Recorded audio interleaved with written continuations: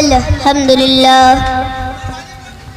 نحمده ونستعينه ونستغفره ونعوذ بالله من شرور أنفسنا ومن سيئات أعمالنا من يهده الله فلا مضل له ومن يضلل فلا هادي له وأشهد أن لا إله إلا الله وأشهد أن محمدا عبده ورسوله يا أيها الذين آمنوا اتقوا الله حق تقاته ولا تموتن إلا وأنتم مسلمون يا أيها الناس اتقوا ربكم الذي خلقكم من نفس واحدة وخلق منها زوجها وبث منهما رجالا كثيرا ونساء واتقوا الله الذي تساءلون به والأرحام إن الله كان عليكم رقيبا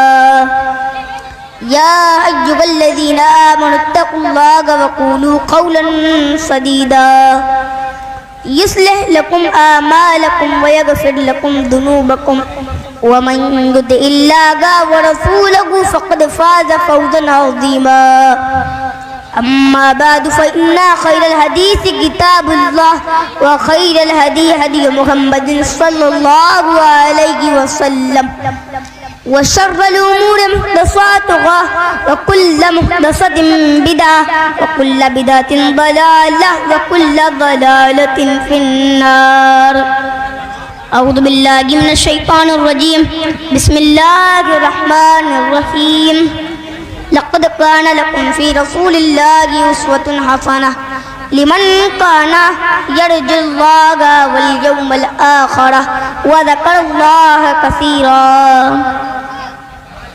صدر محترم علماء کرام محترم بزرگوں نوجوان ساتھیوں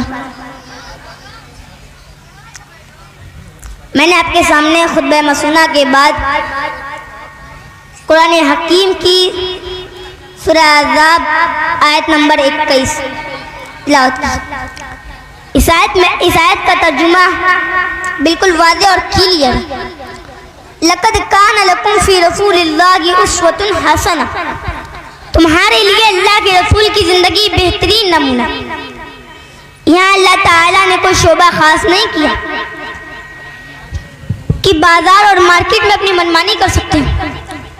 اللہ نے فرمایا لقد کان لکم فی رسول اللہ اسوۃ حسنہ، ہم نے جو تمہیں نبی دیا ہے، جو رسول دیا ہے، وہ تو زندگی کے تمام شعبوں میں وہ تمہارے لیے نمونہ ہے۔ اللہ کے پیارے نبی حرم کے اندر نماز پڑھ رہے تھے، عقبہ بن معیط آتا ہے اور آپ کے کندھوں کے بیچ میں اٹھنے کی اڈلی لا کر کے رکھ دیتا ہے۔ اللہ کے پیارے نبی اپنا سجدے سے سر اٹھا نہیں پا رہے تھے، وہ ظالم ہنسی کر رہے تھے، جس میں عقبہ بھی تھا۔ وہ ظالم ہنسی کر رہے تھے کہ کیا حال کیا ہم نے محمد رسول اللہ کا۔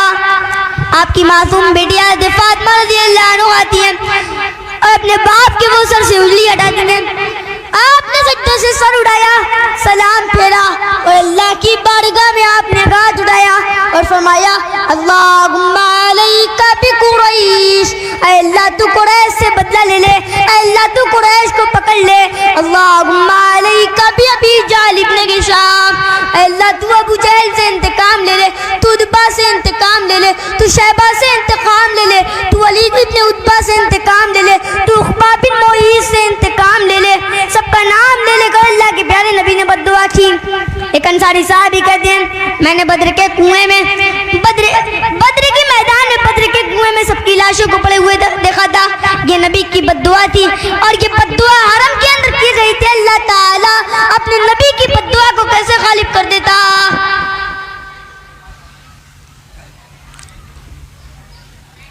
آپ جب نبی بنائے گئے تھے، آپ نے اسلام کا پہلا درس دیا تھا صفا کی پہاڑی پر۔ جب آپ نے صفا کی پہاڑی پر چڑھ کر کے اپنے سارے خاندان کے لوگوں کو ایمان کی دعوت دی، اسلام کی دعوت دی، فرمایا اے میرے خاندان کے لوگوں، میں اللہ کا آخری رسول ہوں، میں لا الہ الا اللہ کی دعوت لے کر کے آیا ہوں۔ تم لا الہ الا اللہ پڑھ لو، تم کامیاب ہو جاؤ گے، ورنہ اللہ کا بہت بڑا عذاب تمہارے اوپر آئے گا۔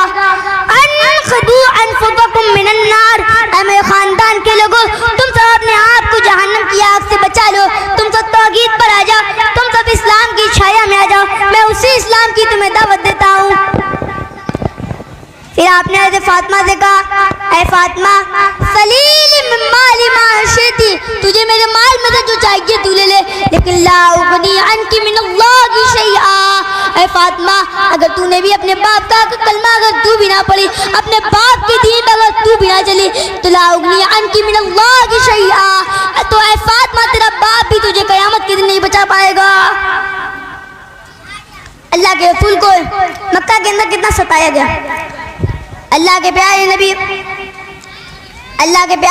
طائف میں لوگوں کو اسلام کی دعوت دینے گئے، اللہ کے پیارے نبی کے اوپر اللہ پر ایمان لانے، طائف والوں نے اللہ پر ایمان لانے کے بجائے اللہ کے پیارے نبی کا مذاق بنایا۔ ایک ہفتہ گزر گیا، اللہ کے نبی مایوس ہو گئے، طائف سے واپس جانے لگے۔ سرداروں کو پتہ چلا کہ محمد واپس جا رہے ہیں، انہوں نے محلے کے گنڈوں کو بلایا، بدماشوں کو بلایا، کرمنل لوگوں کو بلایا اور کہا ہم تمہیں پیسہ دیں گے، تم ایک کام کرو تم محمد کے اوپر پتھر برساؤ۔ اللہ اللہ، وہ نبی جو رحمت کائنات بن کر کے آیا ہے، وہ نبی جو انسانیت کے درد کو دور کرنے کے لیے آیا ہے، آج اس نبی کے اوپر طائف سے پتھر برسائے جا رہے ہیں اور دونوں طرف سے وہ محلے کے بدماش گنڈے اللہ کے پیارے نبی کے اوپر پتھر برسا رہے ہیں۔ اللہ کے نبی کے اوپر پتھر برس کر کے خون رس کر کے آپ کے جوتوں میں جم رہے ہیں۔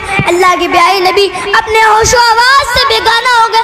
جب آپ کو ہوش آیا تو آپ 3 کلومیٹر کرم السالم نام کے مقام پر آپ کو ہوش آیا۔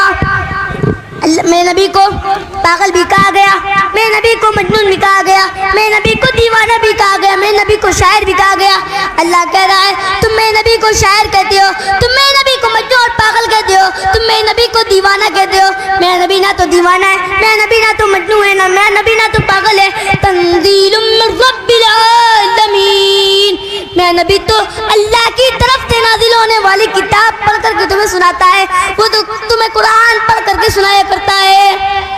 آخر میں اللہ رب العالمین سے دعا کرتے بارے اللہ تو میں کلام سننے زیادہ عمل کرنے کی توفیق فرما آمین۔